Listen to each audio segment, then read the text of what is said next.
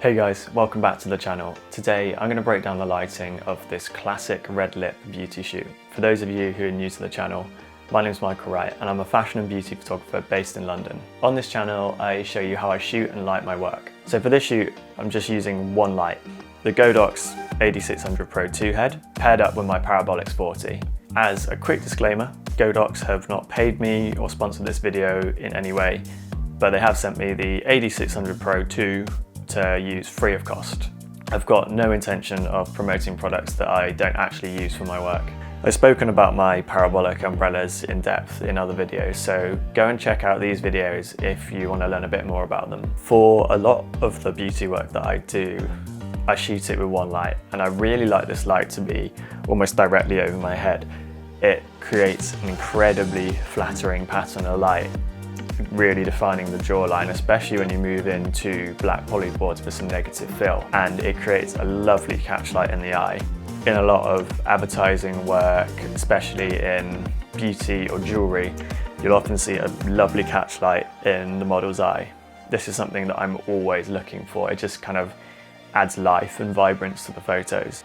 Shooting this way also offers me quite a lot of flexibility. I can move the model profile, jump in macro for beauty crops and not have to move anything around. As you can see here, I've pulled my model away from the backdrop quite significantly. I really wanted to get the background nice and dark. I've also added 2 polyboards as negative fill.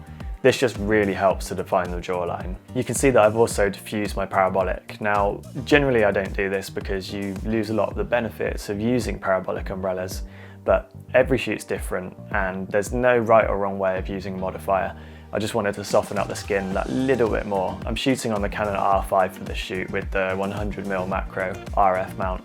This lens is incredible for macro beauty, and I actually find it can be a tiny bit too sharp sometimes, so sometimes I just take the edge off of the sharpness in Capture One. So when Godox reached out and said they'd send me the 8600 Pro 2, I was very interested to use the unit. It's a similar form size to the Photo D1 and D2 heads that I'm used to using, but we've got the exposed flash tube here.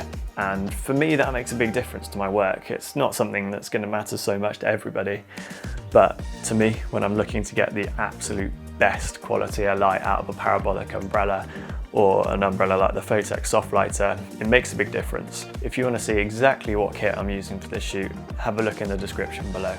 Here are a few more of the final images from the day. I hope you found this video helpful. If you did, please consider liking the video and subscribing to the channel for more of these types of videos. Thanks for watching and see you soon.